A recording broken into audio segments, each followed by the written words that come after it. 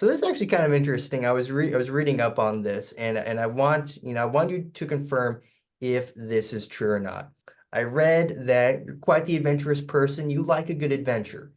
And I read that apparently you climbed Mount Kilimanjaro. Is that true? That is true. Yeah, and it was something that just kind of came up. I went to happy hour with one of my girlfriends, and she had just broken up with her fiance, and they were climbing Mount Kilimanjaro for their honeymoon. And she was just talking about how, oh, I just so disappointed. I was really looking forward to climbing Kilimanjaro, and I had just broke up with the person I was dating.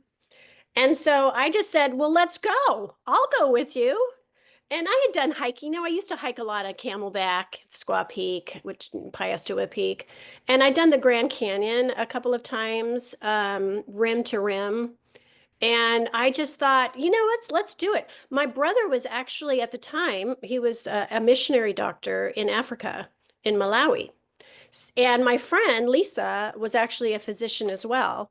So I said, Lisa, why don't we go to Malawi and you can see what my brother's doing in Malawi? Because she had done a lot of charity work in her free time. She had spent a few weeks in China, one time, doing medical work out in these small villages. And so she was curious about what my brother did. So I said, let's go to Malawi, see my brother, and let's climb Kilimanjaro together. I'm up for it. So she's like, really? And I said, yeah, let's do it. So within, I think, 2 or 3 months after happy hour, we were climbing Kilimanjaro. So it was one of those things that I had, it wasn't necessarily on my bucket list, but because of just that happy hour meeting and her talking about it and me loving Africa and just thinking, well, that would be something that would be an adventure. So I remember when we were almost to the top and I was having a little bit of, well, I was really upset. My stomach was upset. My head was hurting. And, just the lack of oxygen because you're up at like 19,000 feet. And I remember just thinking, what was I thinking? I'm paying. I think I said it out loud. I can't believe I'm paying so much money just to be tortured like this. What was I thinking, And so there were moments that I was thinking maybe this wasn't my best idea. But then, I got up to the top and there's that sense of accomplishment and then coming down and so I was really glad that I did it, but it was just kind of one of these things that came up and I jumped at it and did it. Yeah, absolutely. Where does your appetite for adventure come from? Probably when I was in grade school, I always wanted a horse. I was one of those girls that like, oh, horses are so beautiful. I want a horse. I want a horse. And my father was a pastor. My mom was stay-at-home mom. She did work for the state park for a short period of time. I mean, part-time. But my parents were having some marital problems, and so they left the church that they were at in San Diego, and they were offered this small little church in Borrego Springs, which is in California. It's in the Anza Borrego Desert State Park. It was this little desert town retirement community. It's kind of on the other side of the mountain from Palm Springs, just up from like Salton Sea. And so we moved out into like the middle of nowhere. I remember driving into town. I was in third grade, and tumbleweeds were like blowing through the church parking lot, and wind was whistling through the church doors. And I really felt like I was on like a Western movie or something, It was like, what? Where in the heck are we? And being out in the desert, we lived there for 4 years. And I got my first horse out there. There was a lady that had a stables, and I just pleaded with my mom, please, can I go out and take lessons and ride this horse? And so actually, my mom was like, well, you can't really afford lessons. And I'm like, well, can I just go out there and hang out? So she would drop me off, and I would hang out with this woman. I'd brush the horses, I'd pick their hooves. And then she's like, do you want to ride them? And I'm like, can I? And so the first horse I ever rode bucked me off, and I went flying. And I was like, oh my gosh, this is scary now. But anyway, being out in the desert, just I think there wasn't hardly anything to do. It was a really small town. In the summertime, there was like 1,000 people. In the wintertime, you had a lot of retirees, maybe 3,000 people. And so I had my horse. My brothers had little motorcycles. And when my mom was working, I wasn't supposed to ride the little mini enduro motorcycles, but I begged my brothers, can I ride your motorcycle? And so I'm, just this tomboy girl that would just go riding off into the desert by myself with my horse or ride off into the motorcycle. And back then, we didn't have to worry about stuff kids have to worry about now. I mean, I sometimes I'm thinking, my parents just let me go ride. There was one time I didn't make it home in time before the sun went down, and there's no street lights, and I'm trying to ride my horse home in the pitch dark, and my horse is freaking out, and I had to get off my horse and walking down the street, worrying about rattlesnakes on the street. So I think all of those early childhood experiences kind of tapped into some sense of adventure. And I always just felt like I wanted to be out experiencing something outdoors and doing fun things. And now, I mean, even my own kids, they're just in their rooms. They're stuck in their rooms on their phones, on their iPads, playing games, talking to their friends. And I'm like, let's go out and ride a bike. Come on, you know. Yeah. I feel like kids are really missing out on that because I was all through grade school, until we ended up moving to Huntington Beach when I was in middle school. But those 4 years in grade school, I mean, I worked, I worked by watering people's plants at their mobile homes to make money for my horse. So, I mean, I was just off working or doing stuff, at 9, 10 years old. And I think now, oh my gosh, I would freak out if my kids just jumped on their bike and rode miles away and were gone all afternoon. But that's what I did. So I think that's where it came from. Yeah, for sure. So now I want to get into your time at Pepperdine. You got your bachelor's degree there. How did you decide to go there for college? And what would you say were the most important things that you learned there that would then help you throughout your career? It's kind of a long story. I'll try to shorten it a little bit. I was planning because I went to Huntington Beach High School. When I graduated, I really wasn't sure exactly what I wanted to do. So, and my parents, hadn't really saved a lot of money for college or anything. So I thought, let me go to a junior college and just try to figure things out. So I went to Golden West Junior College for a year. And it was at this time, I don't even know what gave me even the inkling that I could be on television because I was really shy. And I just thought, and then talk about sports. I just thought I want to be a sportscaster. And so I was going to go to San Diego State because I had heard that they had a broadcast program. And then the church, actually not the church I was going to, because I grew up in church. My father was a pastor. But I worked at Marie Callender's restaurant, and one of my coworkers was assistant manager. He had just become a Christian, and he was going to this Bible lectureship at Pepperdine, which they have every year in April. And he kept asking me, will you go with me? He was dating one of the other servers, and she was going to be out of town. And we were friends because he'd asked me about my faith and stuff. And he kept bugging me, will you go up there? I don't know anyone. And I'm like, I don't know anyone. I know I don't want to go to a Bible lectureship, So he finally twisted my arm. And I'm like, where am I going to stay? And he's like, they have dorms for, the men and the women. And so I'll arrange everything. So I ended up going up there for this Bible lectureship. And he actually was staying with these two guys that worked in fundraising because they had run out of room in the men's dorms. So I found myself spending a lot of time with these two guys that he was rooming with. And then one of the guys kind of took a liking to me. I was 19, and he was like, well, you should come to Pepperdine if you want to do broadcasting. We have an excellent program here. And I was like, really? I'm like, oh my gosh, I couldn't afford to go to Pepperdine. There's no way. So he goes, his roommate, so this guy, Rick, his roommate, Doug, he was in charge of the Office of Admissions. and he was really good friends with the person that was financial aid. So I was up there I was supposed to be there for 2 days. I ended up being there all week. And by the time I left, I'd met with the admissions counselor, I'd met with financial aid. And the next thing I knew, I was going to Pepperdine, and I had excellent financial aid because my grades were pretty good. And I ended up marrying that guy. We were married for 5 years, and then got divorced. But yeah, it was kind of like this kind of crazy thing that I ended up there for a lectureship. I ended up leaving by the end of the week, admitted to the university, and then I ended up getting a great education there. I did a lot of stuff behind the camera because I needed glasses. I didn't realize I was every time like be in front of the camera and try to read the tripod. I mean that the teleprompter. I'm like squinting and I'm like, oh my gosh, I look terrible. I got contacts later on and I ended up being fine, but I did a lot of behind the scenes production work. And back then we had like a 3/4 deck to film stuff. And I really think that it kind of ignited my interest in storytelling.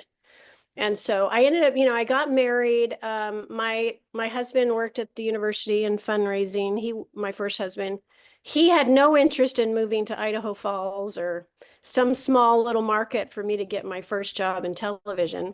So I really put my television career to the side.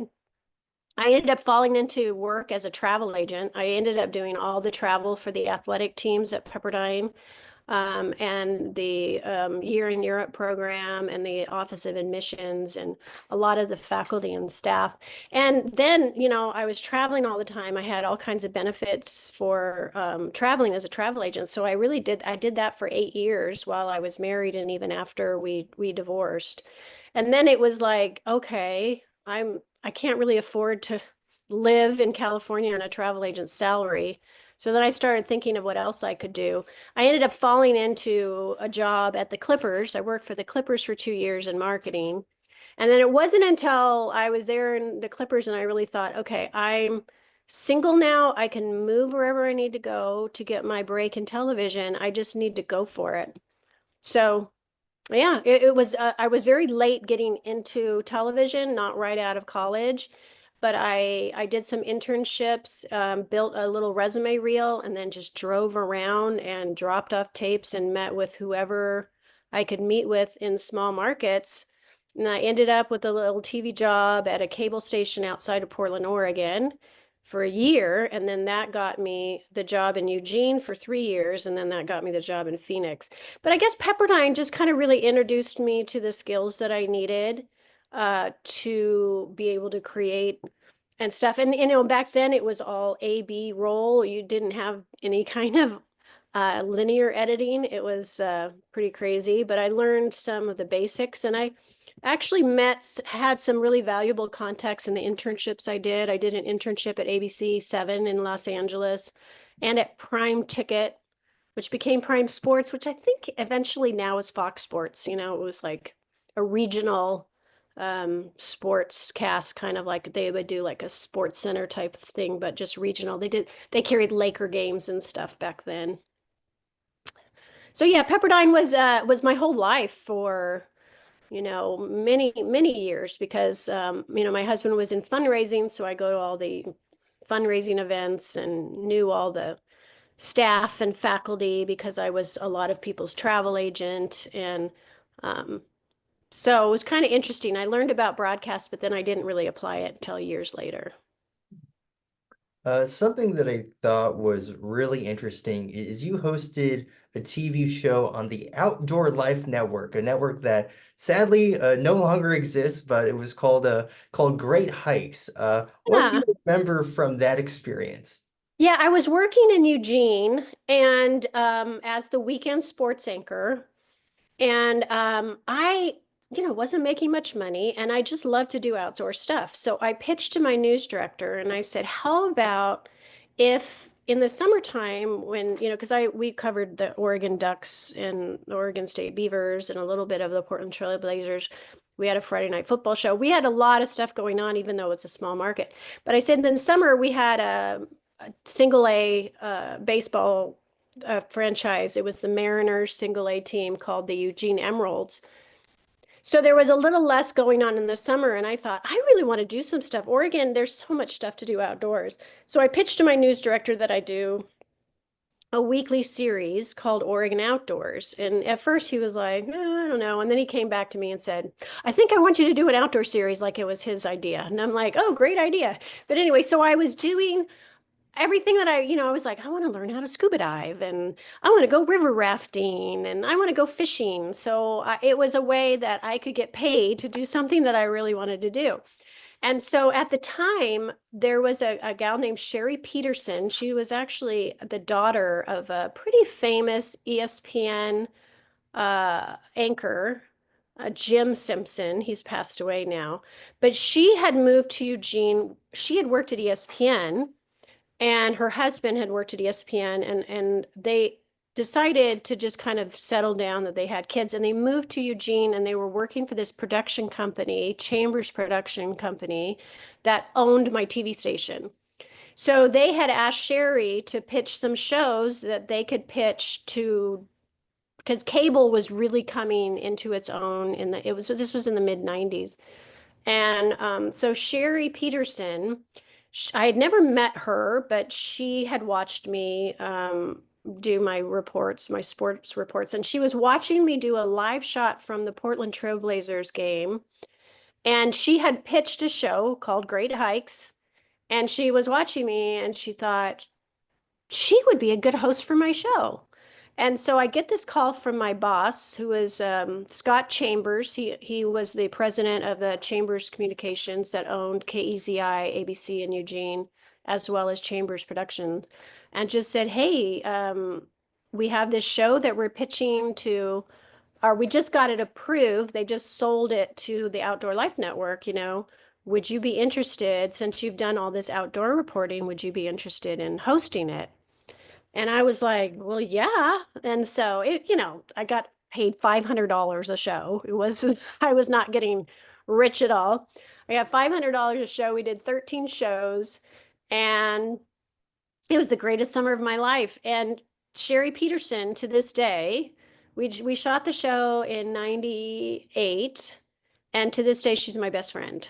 We just had so much in common because she loves sports and I love sports. I remember we were flying we were flying out of Utah. We had done a hiking show at the Zion National Park and also Bryce Canyon, and we were flying out, and it was when the Bulls and the Jazz were in the playoffs, the finals of the NBA finals. And so we're sitting in the airport just talking about the game and about Michael this or and this guy turned around and he goes, are you talking about the NBA finals? And we're like, yeah. Two women talking about the NBA finals. Back then it was just like so shocking that women would know what they're talking about, with the NBA finals and stuff. But anyway, so that's how I ended up with it. Sherry just thought I would be a good host, and Outdoor Life Network approved me to host the show. And so I pretty much got a majority of the summer off from my sports reporting anchoring gig and got to travel all these great places with one of the nicest people I've ever met, and just develop a dear friendship with her. So we had really hoped that they were going to pick it up for a second season, but at the time they were starting to do more cycling because they Outdoor Life Network actually used to they used to air the Tour de France. So they initially said, the hiking show is great. We want you to do more of it. And then they came back and said, we're actually going to cycling shows because we're going to start showing the Tour de France. Part of me was like, I'll ride a bike. We can do a show riding a bike. But yeah, so I was disappointed that it didn't go any further because it was really fun. Yeah, I was trying to find some episodes, online just in case there was something out there. Sadly, couldn't find any.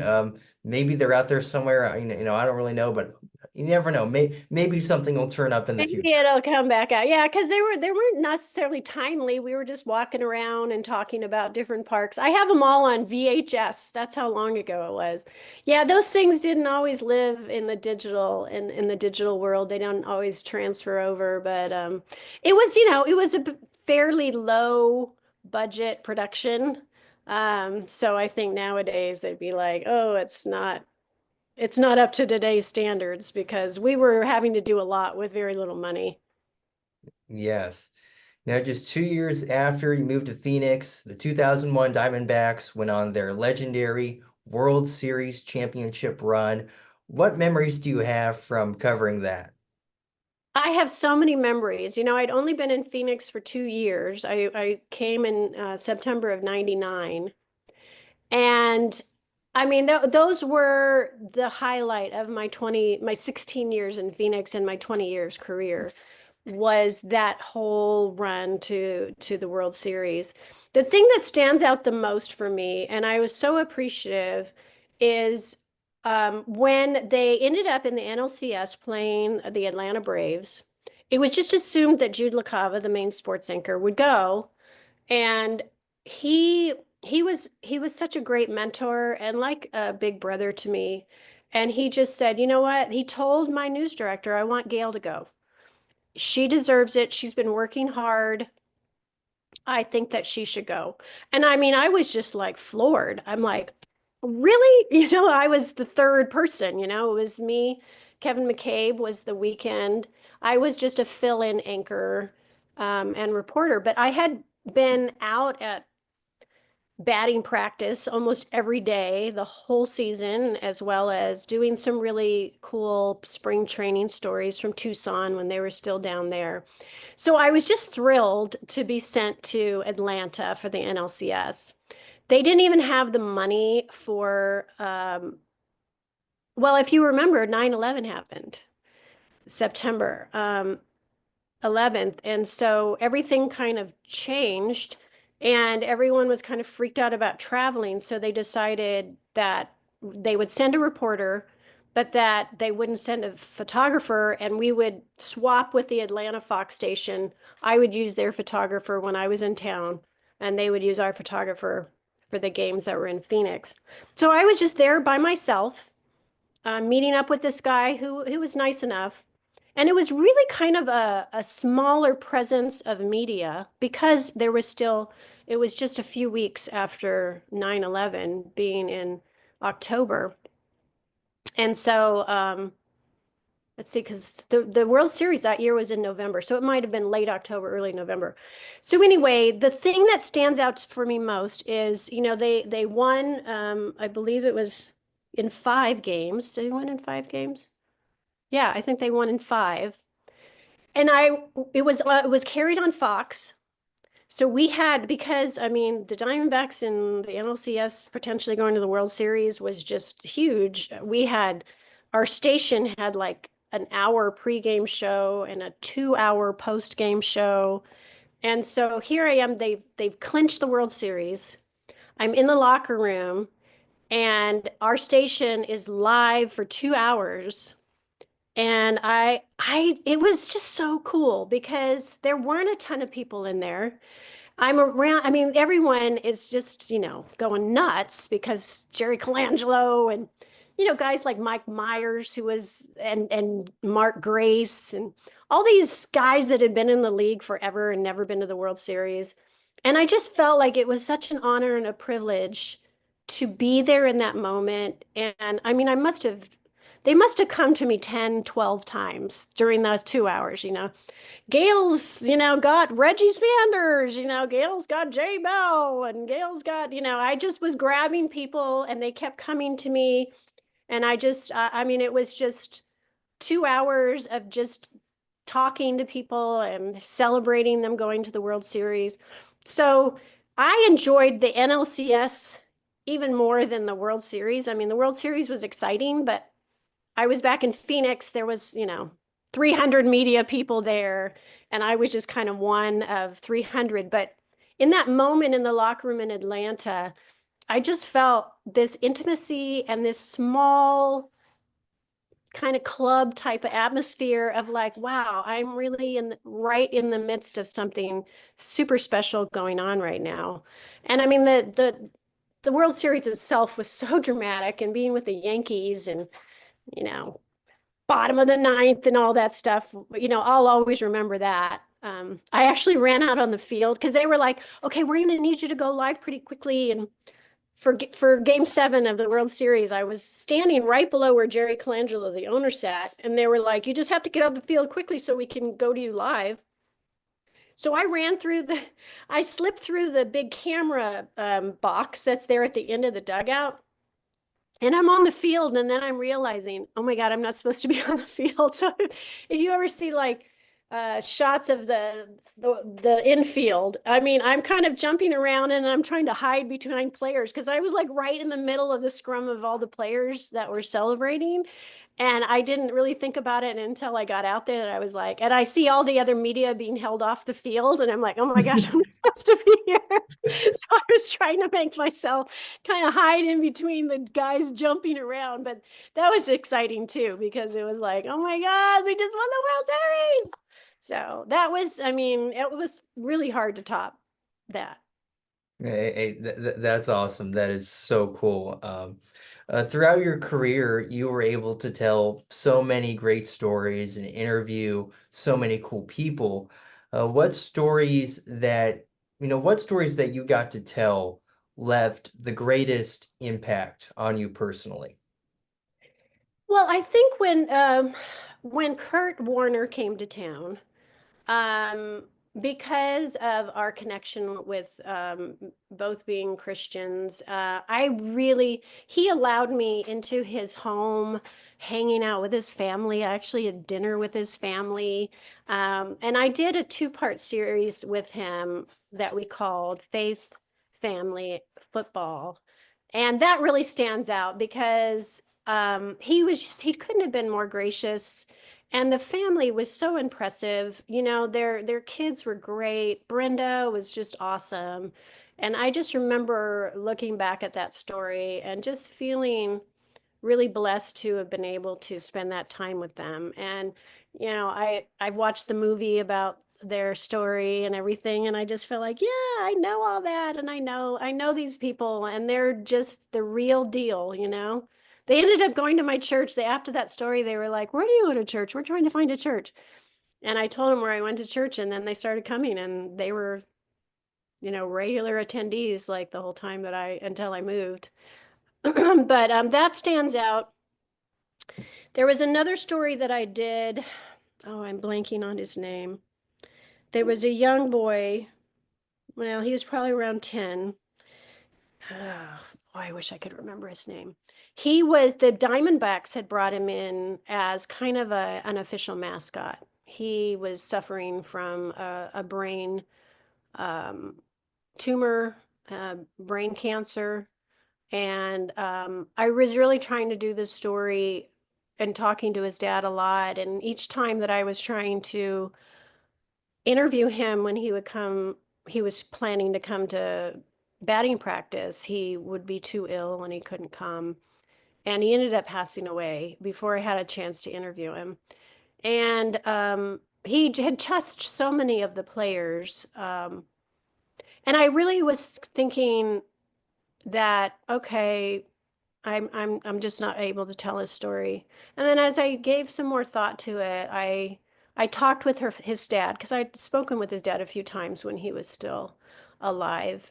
And I said, I'd still really like to tell his story. He touched so many people and so many lives. And I just really want people to know what kind of amazing person this boy was. I'm gonna get teary-eyed thinking about it. Um, and so I interviewed his dad and his sister and the players, and did a story kind of post mortem, or whatever you would post humanist, I don't know what the word is, um, after he passed. And that story really stuck with me, of just this boy's determination to live his best life, even in, just the most awful circumstances and the painfulness that he was dealing with his disease.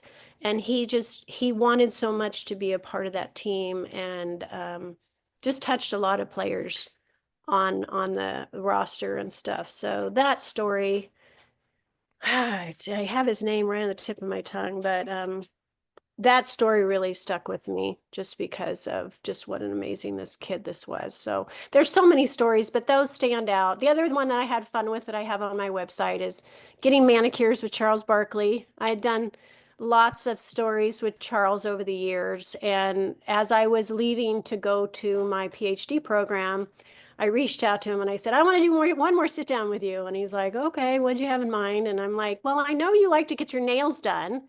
So why don't we, talk basketball over manicures? And he laughed and he's like, really? That's what you want to do? And I said, yeah, I think that's fun. It's different. People get to see a different side of you. He's such a trooper, he was like, okay. So that stood out too. That was fun to do at the very end. I think I left a couple months after that, but that was kind of a fun way to kick off my final few weeks at Fox 10. Yeah, absolutely. Now, just real quick here, last question. What is the biggest piece of advice that you have for aspiring sports journalists? Well, the biggest advice I have is just to not give up. I mean, you need to be realistic on what your skills are and what you bring to the business.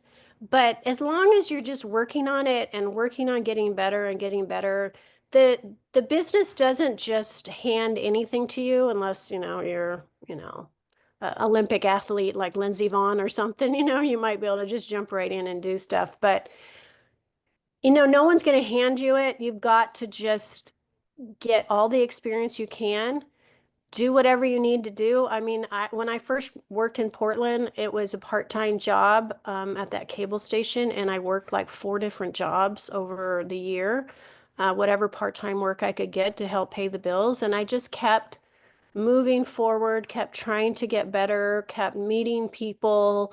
And I think that persistence and hard work is going to eventually pay off. It may take a while to get your actual dream job, but if you're willing to do some of that grunt work and you just continue to hone your craft and just show people that you have the desire and are willing to do the hard work that it takes, that something's going to happen for you. May not be exactly what you had envisioned, but it may be better. Yes, absolutely. I wholeheartedly agree. Well, Gail, I mean, gosh, thank you so much, for your time today. Gosh, just being able to talk with you, hear about all the experiences that you've had throughout your career, just truly amazing. And once again, such an honor. Yeah, thank you. It was nice chatting with you.